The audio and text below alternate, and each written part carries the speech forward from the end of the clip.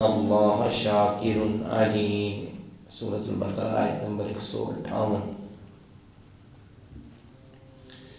ان الصفا بے شک صفا، والمروۃ اور مروہ، من شعائر اللہ اللہ کے شعائر میں سے ہیں۔ فمن حج البیت پس وہ شخص جو حج کرے بیت اللہ کا، او اعتمر یا عمرہ کرے، فلا جناح پس نہیں ہے کوئی گناہ، علیہ اس پر، ان یطوف بہما یہ کہ وہ ان دونوں کا طواف کرے۔ ومن تطوع خیرا اور جو بھی کوئی خوشی سے نیکی کرے، فإن اللہ شاکر علیم تو بے شک اللہ تعالی بڑا ہی قدردان مکمل علم والا ہے۔ دہرا لیں، ان الصفا بے شک صفا، والمروۃ اور مروہ، من شعائر اللہ اللہ کی نشانیوں میں سے ہیں۔ فمن حج البیت بس جو کوئی حج کرے بیت اللہ کا، او اعتمر یا عمرہ کرے، فلا جناح بس نہیں ہے کوئی گناہ، علیہ اس پر، ان یطوف یہ کہ وہ طواف کرے، بہما ان دونوں کا، ومن تطوع خیرا اور جو کوئی خوشی سے نیکی کرے، فإن اللہ بے شک اللہ تعالی، شاکر قدردان، علیم مکمل علم والا ہے۔ ان الصفا والمروۃ من شعائر اللہ بے شک صفا اور مروہ اللہ کے شعائر میں سے ہیں۔ پچھلا مضمون صبر کے متعلق تھا کہ جب صابروں پر کوئی مصیبت آتی ہے تو وہ قالوا انا للہ و انا الیہ راجعون، وہ کہتے ہیں بے شک ہم اللہ ہی کے لیے ہیں اور بے شک ہم اسی کی طرف لوٹنے والے ہیں۔ یہ جو صبر کرنے والے ہیں ان پر صلوات من ربہم ورحمہ، ان کے رب کی طرف سے رحمتیں ہی رحمتیں ہیں۔ اولئک ھم المہتدون اور جو صبر کرنے والے ہیں یہی ہدایت پانے والے ہیں۔ آگے فرمایا بے شک صفا اور مروہ من شعائر اللہ اللہ کے شعائر میں سے ہیں۔ صفا اور مروہ بیت اللہ کے قریب دو چھوٹی پہاڑیاں ہیں۔ شعائر شعیرت ان کی جمع ہے، علامت نشانی، شعیرہ شعائر شعور۔ شعائر کسی ایسی چیز کو کہتے ہیں جس کو دیکھنے سے اس چیز کا شعور آئے، پتہ چلے، وہ کسی چیز کی نشانی ہو، علامت ہو۔ جیسے وطن کی شعائر ہوتی ہیں، سبز اور سفید جو ہے وہ جھنڈا جب ہم دیکھتے ہیں تو فوراً پتہ چل جاتا ہے یہ کس ملک کی شعائر ہے، پاکستان کی۔ اسی طرح ہر ایک ملک کا جو ہے وہ علیحدہ سے جھنڈا ہے، وہ اس کی شعائر ہے۔ قومی ترانہ ہمارا ایک وہ شعائر ہے، علامت نشانی ہے۔ اسی طرح مذہبی شعائر میں سے مسجد اسلام کے شعائر میں سے ہے، نشانی میں سے۔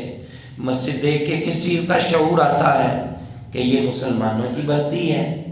بیت اللہ، صفا مروہ، مقام ابراہیم، حجر اسود، یہ سارے کے سارے اسلام کی شعائر ہیں، اللہ تعالیٰ کی شعائر ہیں، اللہ تعالیٰ کی نشانیوں میں سے ہیں۔ اسی طرح صفا اور مروہ بھی اللہ کے شعائر ہیں۔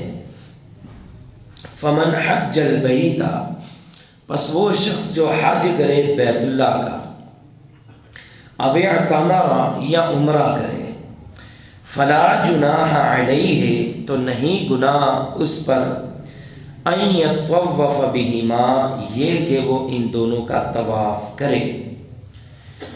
جو کوئی حج بیت اللہ کرے یا عمرہ کرے اس پر کوئی گناہ نہیں کہ وہ ان دونوں کا طواف کرے، سعی کرے۔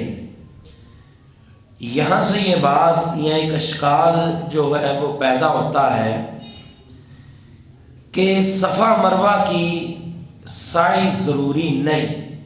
اس آیت سے یوں معلوم ہوتا ہے، بعض لوگوں نے اس سے یہی مراد لینے کی کوشش کی ہے کہ صفا مروہ کی سعی کوئی ضروری نہیں، یہ جو چکر ہے یہ ضروری نہیں، جبکہ وہ یہ بات جان لیں کہ صفا مروہ کی سعی ضروری ہے۔ اب اس آیت کا کیا کریں کہ جو کوئی حج بیت اللہ کرے یا عمرہ کرے اس پہ کوئی گناہ نہیں کہ وہ او اعتمر فلا جناح علیہ ان یطوف بہما، اس پہ کوئی گناہ نہیں کہ ان دونوں کا طواف کرے، کر لے کوئی گناہ نہیں، نہ کرے کوئی گناہ نہیں۔ دراصل یہ آیت سمجھنے میں ہمیں خطا ہوئی ہے۔ دراصل اس کا مفہوم سمجھنے سے پہلے ایک بات نوٹ کر لیں، صفا اور مروہ ایک ایسی پہاڑیاں ہیں جہاں پہ کچھ بت نصب کیے گئے تھے، ان میں سے دو بڑے بتوں کا نام بھی آتا ہے، اساف اور نائلہ۔ کیا نام ہے؟ اساف اور نائلہ۔ اساف ایک مرد کا بت تھا، نائلہ جبکہ ایک عورت کا بت تھا۔ ان دونوں کی تاریخ یہ ہے کہ ان دونوں نے بیت اللہ میں گناہ کیا تھا، بدکاری کی تھی۔ بعض روایتوں میں آتا ہے کہ اللہ نے انہی کو بت بنا دیا تھا، اور بعض میں آتا ہے کہ لوگوں کو جب علم ہوا تو انہوں نے ان کو پھینٹی لگائی، مارا پیٹا، اور عبرت کا نشان بنانے کے لیے ان کے مجسمے بنائے، بت بنائے، تاکہ لوگوں کو پتہ چلے، اور جب بھی لوگ آتے ان پہ لعن طعن کرتے کہ ان گندے لوگوں نے بیت اللہ جیسی جگہ پہ، عظمت والی جگہ پہ یہ گندا کام کیا ہے۔ اب کچھ دیر تو یہ معاملہ چلتا رہا، لوگ ان کو برا کہتے رہے، کچھ نسلیں گزر گئی، آہستہ آہستہ لوگوں میں یہ شعور مٹتا گیا، ختم ہو گیا کہ یہ کون ہے۔ شیطان نے ان لوگوں کے دلوں میں یہ بات ڈالی، کچھ بت جو تھے وہ اس جگہ پہ نصب کیے گئے جن کی لوگ عبادت کرتے تھے۔ آہستہ آہستہ یہ جو بت تھے یہ بھی بزرگ بن گئے، یہ بھی پیر بن گئے، یہ بھی پیر بن گئے، بزرگ بن گئے، کیونکہ یہ ایسے عاشقی ہمارے معاشرے میں پیر سمجھے جاتے ہیں نا، وہ بھی پیر سمجھے جاتے ہیں نا، ہیرو رانجھا ہیں، اس کی کیا کیا داستانیں سنائی جاتی تھی ممبروں پہ، کیا کیا کہانیاں اور کیا کیا اس سے استدلال کیا جاتا تھا، وہ بھی بزرگ بنا دیے لوگوں نے، تو انہیں بھی بزرگ بنا دیے، اونچی ہستیاں۔ اب یہ جو اساف تھا نا، مرد کا بت، اسے صفا پہ نصب کر دیا گیا، رکھ دیا گیا، اور دوسرے بت کا کیا نام تھا؟ نائلہ، اسے مروہ پہ نصب کر دیا گیا، اور بھی بت یہاں پہ رکھے گئے۔ اب جب اسلام آیا، رسول اللہ صلی اللہ علیہ وسلم نے اپنے ساتھیوں کو بت والی جگہ پہ جانے سے روکا اور عبادت سے منع کیا۔ مشرکین ان جگہوں کا طواف کرتے تھے، سعی وغیرہ کرتے تھے، اور حج بھی کرتے تھے، اور جیسا کہ ہم پہلے بھی ذکر کر چکے ہیں، ننگے ہو کے بیت اللہ کا طواف کرتے اور یہ کام کیا کرتے تھے۔ رسول اللہ صلی اللہ علیہ وسلم نے جہاں پہ بت یا ایسا کوئی ان کا میلہ ٹھیلا لگتا تھا نا، آپ علیہ السلام نے ان جگہوں سے منع کر دیا، جس کی دلیل وہ حدیث بھی ہے کہ ایک شخص نبی علیہ السلام کے پاس آیا، اللہ کے نبی بمانا مقام پہ اونٹ ذبح کرنا چاہتا ہوں۔ آپ علیہ السلام نے پہلا سوال یہی کیا، یہ بتاؤ کہ کیا وہاں پہ کوئی بت خانہ تو نہیں؟ انہوں نے کہا نہیں اللہ کے نبی۔ یہ بتاؤ دور جاہلیت میں وہاں کوئی میلہ شیلہ تو نہیں لگتا تھا؟ انہوں نے کہا نہیں اللہ کے نبی، کوئی میلہ شیلہ نہیں، ویسے ہی میں نے ایک منت مانی تھی کہ میرا فلاں کام ہو گیا تو میں اس جگہ پہ اونٹ قربان کروں گا، کوئی میلہ بھی نہیں، کوئی بت بھی نہیں۔ آپ علیہ السلام نے فرمایا اوفی بنذری کا، ٹھیک ہے اپنی نظر کو پورا کر لے۔ اس حدیث سے یہ بات معلوم ہوتی ہے کہ جہاں پہ یہ بت وغیرہ تھے نا، آپ علیہ السلام ان جگہوں پہ عبادت کرنے یا صحابہ کو جانے سے روکتے تھے، منع کرتے تھے۔ اب چونکہ صفا اور مروہ پر بھی بت تھے، ان پر بھی بت نصب کیے گئے تھے، جب اسلام آیا اب یہاں سے بت ہٹا دیے گئے، لیکن صحابہ کے ذہن میں یہ بات موجود تھی کہ یہاں بھی جو مشرکین تھے وہ سعی کیا کرتے تھے، ان جگہوں کا طواف کیا کرتے تھے، وہ اس جگہ پہ طواف سے رک گئے کیونکہ یہاں پہ بت تھے۔ آپ علیہ السلام پہ اس وقت یہ آیت نازل ہوئی، فرمایا کہ فلا جناح علیہما ان یطوف بہما، فرمایا کہ ان جگہوں کا طواف کر لو، تم پہ کوئی حرج نہیں۔ باقی جہاں پہ میلے ٹھیلے لگتے تھے نا وہاں پہ نہیں جانا، لیکن ان جگہوں پہ اگر تم چلے جاؤ اور سعی کرو تم پہ کوئی حرج نہیں ہے۔ کیوں جی بات کی سمجھ آئی کہ نہیں آئی؟ ایک اور بات، یہ جو اشکال اب بھی لوگوں کے ذہن میں پیدا ہوتا ہے نا، عروہ بن زبیر علیہ الرحمہ ان کے دل میں بھی یہ اشکال پیدا ہوا۔ فرمانے کہ میں نے یہ سوال اپنی خالہ جان اماں جی عائشہ صدیقہ رضی اللہ تعالیٰ عنہا سے پوچھا، اماں جی یہ بتائیں قرآن مجید میں ہے فلا جناح علیہ ان یطوف بہما، کوئی گناہ نہیں کہ ان کا اگر کوئی طواف کر لے، اس کا مطلب یہ ہے کہ سعی کرنا طواف کرنا کوئی ضروری نہیں۔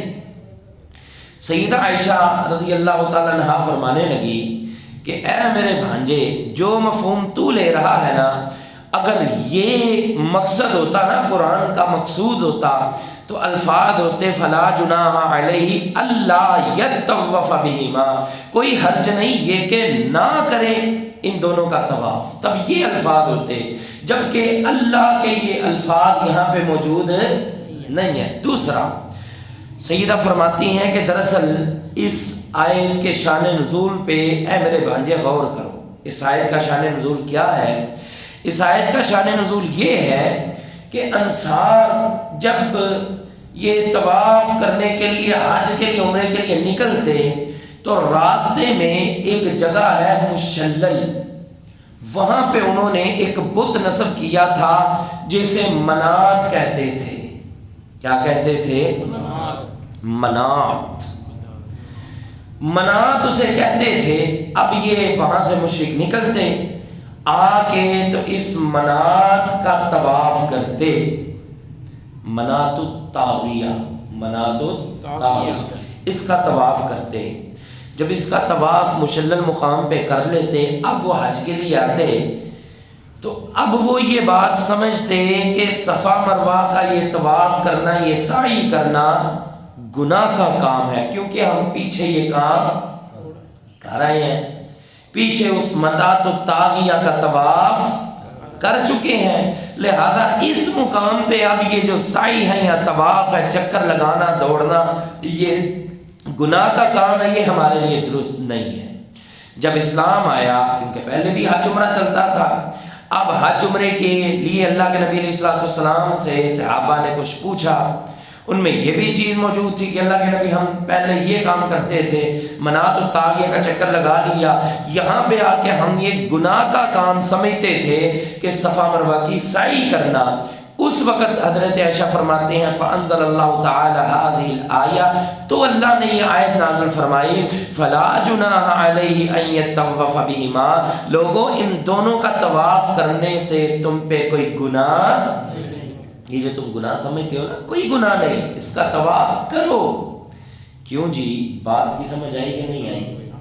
اب تیسرا مسئلہ کہ کیا یہ طواف ضروری ہے کہ نہیں؟ یہ سعی، اصل لفظ ہے سعی، اصل لفظ کیا ہے؟ سعی، سعی، تو کیونکہ اردو میں بولنے میں ذرا دشواری ہوتی ہے تو سعی بول دیتے ہیں، سعی، چکر لگانا، دوڑنا، کوشش کرنا۔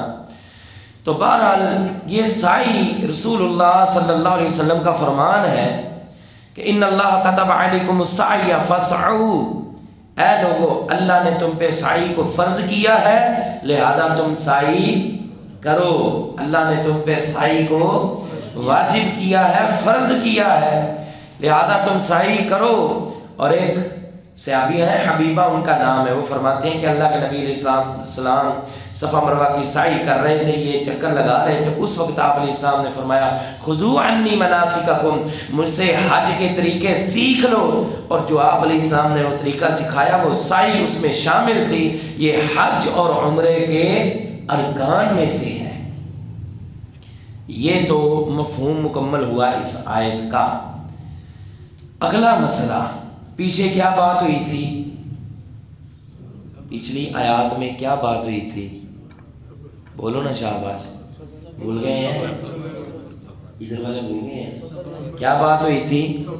صبر کی بات چل رہی تھی، مصیبتوں میں صبر کرنا۔ اچانک یہ صفا مروہ کہاں سے آ گیا؟ بات تو چل رہی تھی جہاد کرو، لڑائی کرو، جو شہید ہو جائے اسے تم مردہ نہ کہو، میں تم کو آزماؤں گا نقصان دے کر، اور آزمائش میں جو پورے اتریں گے صبر کریں گے ان کے لیے خوشخبریاں ہیں۔ جب ان پہ مصیبت آتی ہے وہ انا للہ کہتے ہیں، ان پہ صلوات اور رحمتیں ہیں اور وہ لوگ ہدایت یا بات تو صبر کی چل رہی تھی، اچانک یہ صفا مروہ کا چکر کیا آ گیا؟ کیا جوڑ ہے اس کا؟ کیا تعلق ہے اس کا؟ اللہ اکبر! تھوڑا سا بھی غور کریں نا تو مزہ آئے گا پڑھنے کا کہ کتنا گہرا تعلق ہے اس کا پچھلی آیات کے ساتھ۔ یہ جو صفا مروہ شعائر اللہ ہے، اللہ کے شعائر میں سے ہیں۔ صفا مروہ شعائر کیسے بنے؟ کیا شعائر اللہ ہے؟ دراصل یہ اس واقعے کی طرف اشارہ ہو سکتا ہے جو حضرت ہاجر علیہ السلام کا ہے۔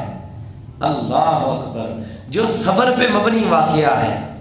کیا خوبصورت واقعہ، پڑھ کے ایمان تازہ ہوتا ہے۔ یقین جانے کہ جس وقت اللہ نے حکم دیا اے ابراہیم اپنی بیوی اور اپنے بیٹے چھوٹے سے وہ بچے کو لے جاؤ اور بالکل بیابانوں میں چھوڑ آؤ، حضرت ابراہیم علیہ السلام نے اپنی بیوی حضرت ہاجر علیہ السلام کو لیا اور اپنے چھوٹے سے بچے کو لیا، اور اس مقام پہ جہاں کوئی آبادی نہیں، نہ آدم، نہ کوئی آدم ذات، نہ بندہ نہ بندے کی ذات، بالکل ویرانہ سا، کوئی وہاں پہ بشر نہیں ہے، اور ایک چھوٹی سی تھیلی جس میں کھجوریں ہیں اور ایک چھوٹا سا مشکیزہ جو دے کر جا رہے ہیں۔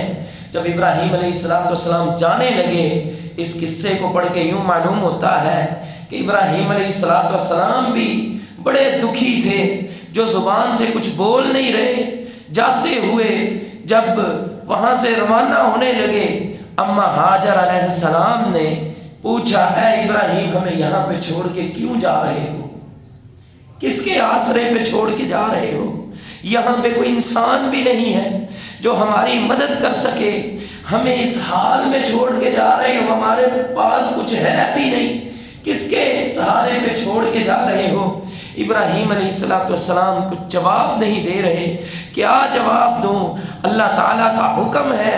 کیا صبر تھا ابراہیم علیہ السلام کا! قدم آگے بڑھاتے جا رہے ہیں۔ اللہ اکبر! آخر اما ہاجر علیہ السلام کے دل میں یہ بات آئی کہ میرا جو شوہر ہے ابراہیم اللہ کے پیغمبر ہیں، اور اللہ کے حکم کے بغیر وہ تو ایک قدم تک بھی نہیں اٹھاتے، یہ کیسے ممکن ہے کہ اللہ کے حکم کے بغیر وہ ہمیں یہاں پہ چھوڑ کے چلے جائیں؟ آخر انہوں نے پوچھ ہی لیا اے ابراہیم یہ تو بتائیے امرک اللہ بہذا، کیا اللہ نے آپ کو اس چیز کا حکم دیا ہے؟ ابراہیم علیہ السلام فرمانے لگے ہاں نعم، ہاں مجھے اللہ نے اس چیز کا حکم دیا ہے۔ حضرت حاجر علیہ السلام فرمانے لگے اذن لا یضیعنی، ٹھیک ہے پھر اللہ کے حوالے، اللہ ہمیں کبھی ضائع نہیں کرے گا۔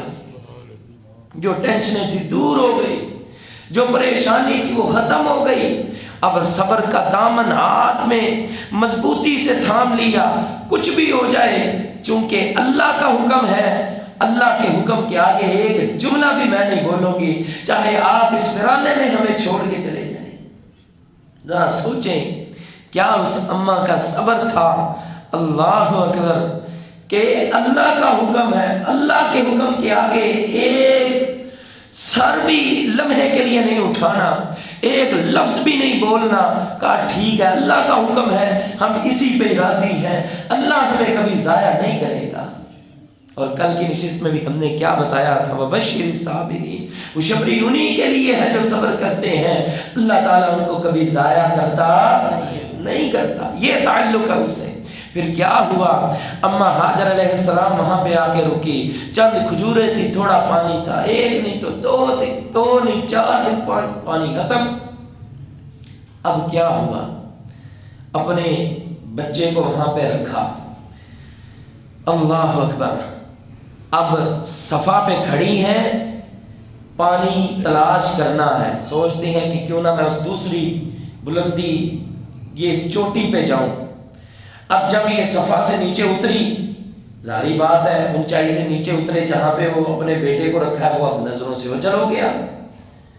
اب وہ ٹینشن سی والدہ کو کہیں میرے بچی کو کوئی تکلیف نہ پہنچے، دوڑ کے گئی مروہ پہ، دوڑ کے، اللہ اکبر، اللہ تعالیٰ کو یہ ادا اتنی پسند آئی، 7 مرتبہ اما ہاجر علیہ السلام نے یہ عمل دہرایا، جب بھی دیکھتی بچہ نظر نہیں آ رہا دوڑتی ہوئی دوسری بلندی تک جاتی اور تب تک بھاگتی رہتی جب تک بچہ نظر نہیں آتا تھا۔ اللہ تعالیٰ نے اس کو قیامت تک کے لیے لوگوں پہ لازم قرار دے دیا۔ اللہ تعالیٰ کو اما ہاجر علیہ السلام کا یہ عمل اتنا پیارا لگا، یہ ہے ان صفا والمروہ، بچہ ہے اس کے لیے پانی کی تلاش، اور یہ ہے صبر اما ہاجر رضی اللہ تعالیٰ عنہا کا۔ اللہ اکبر، انہوں نے صبر کر کے دکھایا اللہ کے حکم کے آگے۔ باپ خامد نے چھوڑا، اسماعیل علیہ السلام کو باپ نے چھوڑا، حضرت ہاجر علیہ السلام کو حامد نے چھوڑا، اللہ کے حکم پر انہوں نے بے صبری کا مظاہرہ نہیں کیا، صفا مروہ پہ چکر لگائے، چیخے نہیں، چلائے نہیں، بے صبری کا مظاہرہ نہیں کیا، صبر کرتے رہے، جد و جہد جاری رکھی، سعی، کوشش، دوڑ، محنت، یہ نہیں کہ انہیں ٹینشن تھی، بے صبری کی وجہ سے وہ بھاگ رہی تھی، صبر نہیں کر پائی تھی، صبر تھا، صبر تو بڑا پکا تھا، لیکن ساتھ ساتھ بچے کے لیے سعی بھی، کوشش بھی، محنت بھی، کہ اس بچے کے لیے پانی تلاش کروں۔ اللہ تعالیٰ نے اسی سعی کو ہم پہ فرض کر دیا، فرمایا ان اللہ کتب علیکم السعی فسعوا، اے لوگو اللہ تعالیٰ نے تم پہ سعی کو لکھ دیا، لہذا تم بھی صفا مروہ کی سعی کرو۔ جیسے اما ہاجر رضی اللہ تعالیٰ عنہا وہ جہاں پہ دوڑی تھی تمہیں بھی دوڑنا ہوگا، جہاں سے آرام سے چلی تھی تمہیں بھی وہاں پہ آرام سے چلنا ہوگا۔ کیوں جی، بات کی سمجھ آئی کہ نہیں ہے؟ کیا تعلق ہے اس کا پچھلی آیات کے ساتھ؟ اس آیت میں بھی پورا صبر اور صبر کا جو قصہ ہے وہ چھپا ہوا ہے۔ ان الصفا، بے شک صفا، والمروہ اور مروہ، من شعائر اللہ، اللہ کے شاعر میں سے ہیں۔ فمن حج البیت، پس وہ شخص جو حج بیت اللہ کرے، او اعتمر، یا عمرہ کرے، اے اللہ ہم سب کو اپنے گھر کی بار بار حاضریاں نصیب فرما۔ فلا جناح علیہ ان یطوف بہما، پس کوئی حرج نہیں اس پہ یہ کہ وہ ان دونوں کا طواف کرے۔ ومن تطوع خیرا، اور جو کوئی بھی خوشی سے نیکی کرے، کوئی بھی نیکی، تو یاد رکھنا اللہ اس کی نیکی کو کبھی ضائع کرتا نہیں ہے۔ فإن اللہ شاکر، اللہ اس کی بڑی قدر کرتا ہے۔ دیکھو نا، حضرت ہاجر علیہ السلام نے صبر کیا، اللہ نے قرآن بنا کے نازل کر دیا، انہوں نے جو سعی کی، جو دوڑ لگائی، جو کوشش کی، اللہ تعالیٰ نے اسی عمل کو ہم پہ لازم قرار دے دیا، تاکہ جب بھی لوگ جائے عمرے کے لیے یا حج کے لیے اما ہاجر علیہ السلام کی یاد تازہ ہوتی رہے، تو اللہ تعالیٰ اتنی زیادہ قدر کرتے ہیں۔ فإن اللہ شاکر، اللہ تعالیٰ مکمل قدردان ہے، علیم، مکمل علم والا ہے۔ شاکر کا معنی، اگر شاکر کا لفظ جو ہے یہ مخلوق کے لیے بولا جائے نا، انسان کے لیے، تو معنی ہوتا ہے شکریہ ادا کرنے والا۔ کسی پہ کوئی نیکی کی، احسان کیا تو اس کا وہ ممنون ہوا، تو یہ ہے شاکر۔ ہمارے ہاں اکثر وہ بڑے بڑے اسکالر اور بڑے بڑے لوگ وہ لفظ بولتے ہیں مشکور، جی میں فلاں حضرت کا مشکور ہوں، مشکور نہیں ہیں، آپ شاکر ہیں، ان کا شکریہ ادا کرنے والے ہیں۔ مشکور وہ ہیں، آپ مشکور نہیں ہیں، آپ شاکر ہیں۔ فَإِنَّ اللَّهَ، اب شاکر کا لفظ اگر اللہ کے لیے استعمال ہو تو پھر معنی ہوتا ہے بہت زیادہ قدر کرنے والا، بہت زیادہ قدر کرنے والا۔ چونکہ یہاں پہ لفظ اللہ کے لیے یہ استعمال ہوا ہے تو معنی ہوگا فَإِنَّ اللَّهَ شَاكِرٌ، پس بے شک اللہ تعالیٰ بہت ہی قدردان، علیم مکمل علم والا ہے۔ اللہ تعالیٰ ہمیں صحیح معنوں میں دین پہ مستقل طور پہ چلنے کی توفیق عطا فرمائے، صبر کرنے کی توفیق عطا فرمائے۔ وآخر دعوانا الحمدللہ رب العالمین۔ ایک ضروری اعلان ہے، انشاءاللہ کل بروز ہفتہ صبح 11:30 بجے، کل کیا دن ہے؟ جمعرات 11:30 بجے خواتین کے پروگرام